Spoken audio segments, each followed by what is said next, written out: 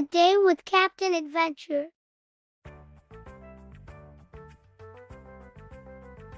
Once upon a bright morning, a young boy named Tim woke up with a sparkle in his eye. Tim loved adventures and stories of brave explorers. But today was special because Tim had a plan. "I'm going to be Captain Adventure today," he exclaimed, pulling on his red cape and grabbing his trusty toy telescope. Tim marched out into the backyard, ready for his grand adventure. His first mission was to explore the mystical jungle of his garden. He tiptoed through the bushes, careful not to disturb the hidden creatures. In his imagination, Tim spotted giant snakes, actually garden hoses, and discovered hidden treasures, shiny rocks, and colorful flowers. He pretended to swing from tree to tree and navigate through unknown lands. Next, Tim sailed across the vast ocean, his little blue paddling pool, on a daring quest. He became Captain Adventure, steering his imaginary ship through rough waves and calm waters. With a cardboard hat on his head, he searched for islands and mermaids' pool toys and colorful shells along the way. But suddenly, a great storm of sprinkler spray appeared. Captain Adventure bravely steered his ship to safety and saved his crew from the fierce waters. As the sun began to set, Tim's adventure drew to a close. He hung up his cape and telescope, feeling proud of his day filled with excitement and bravery. Tim learned that adventures could happen anywhere, even in his backyard. He realized that bravery wasn't just about fighting dragons. It was about using imagination, exploring new places, and having fun. With a big smile on his face, Tim knew that Captain Adventure's spirit would live on, ready for more thrilling escapades tomorrow. The magical of sharing. In a sunny village by the beach, 3 friends, Malik, Tariq, and Zain, were playing with their toys. Malik had a colorful ball, Tariq had a red bucket, and Zain had toy cars. They saw some kids without toys, looking sad. "Let's share ours," Zain said. Malik and Tariq agreed. They gave their toys to the kids. Everyone played together, laughing and having fun. The more they shared, the happier they felt. The beach seemed brighter, and their laughter echoed. When the day ended, the new friends thanked them. Walking home, Malik, Tariq, and Zain felt happy inside. Zain said, "Sharing is like magic." They decided to bring extra toys to share every time they went to the beach. And every time they shared, they discovered the magic of making new friends and creating happiness together.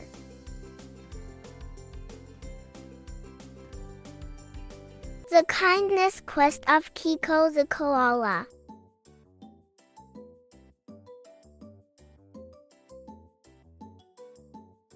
Once upon a time, in a leafy forest, there lived a cuddly koala named Kiko. Kiko loved climbing trees and munching on eucalyptus leaves.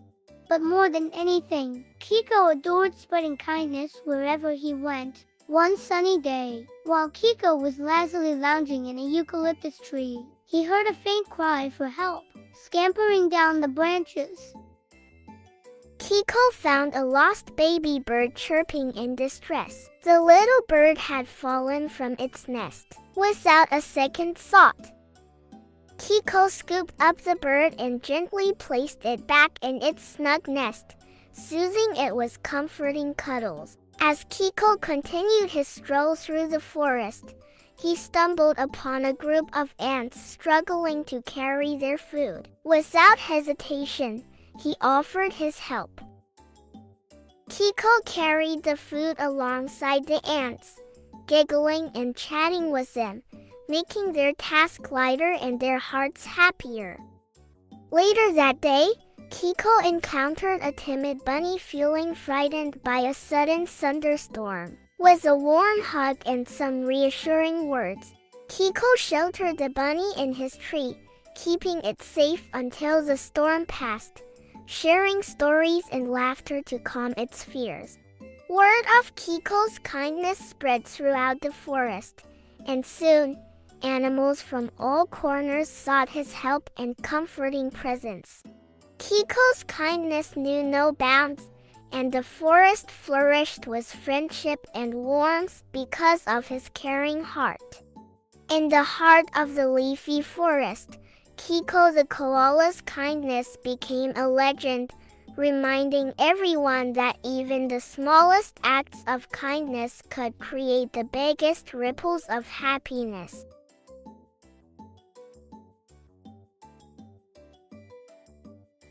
The helpful river stones.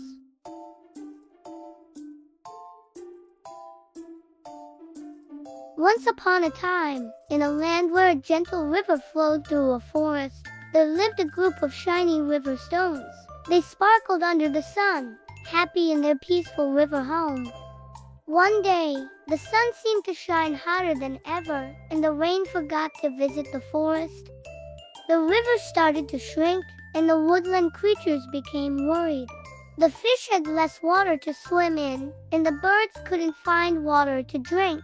Seeing their friends in trouble, the river stones gathered together and whispered, "Let's help our woodland friends." They rolled and tumbled, creating small dams to gather the little water left in the river. This helped make pools for the thirsty animals. The stones worked together, side by side, to make sure there was water for everyone. The animals were surprised and grateful for the stones' help. "Thank you, dear stones," chirped the birds. And as the rain finally came back to the forest, the river stones continued to "You've saved us from thirst," said the fish happily. Even when the river dried up completely, the animals had enough water to survive because of the helpful river stones. The stones showed that even though they were small, together they could do big things. And as the rain finally came back to the forest, the river stones continued to stand strong, reminding everyone that unity and empathy can make a big difference.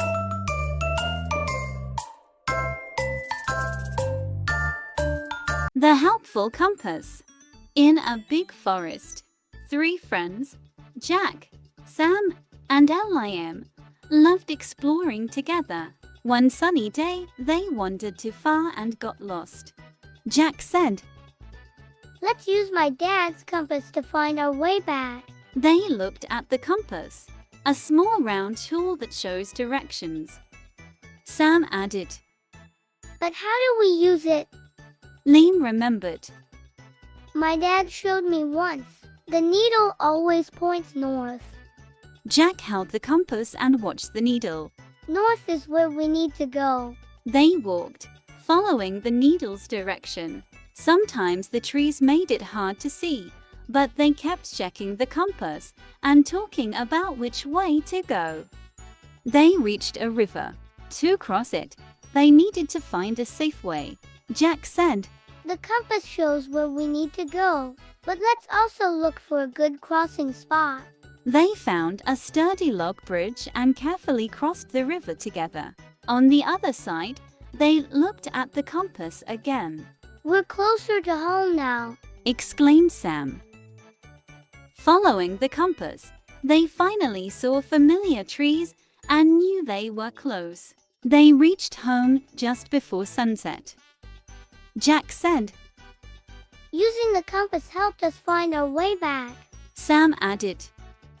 "And working together made it easier." Lim nodded. "Yeah, it's important to know how to use a compass, and it's good to have someone older teach us." They thanked Jack's dad for the compass and told their parents about their adventure. Their parents were proud of how they used the compass and stuck together. From then on, whenever they explored, they took the compass and remembered what they learned about navigation from their parents. And their adventures became even more exciting, knowing they could always find their way back home with the help of the trusty compass and the lessons from their parents.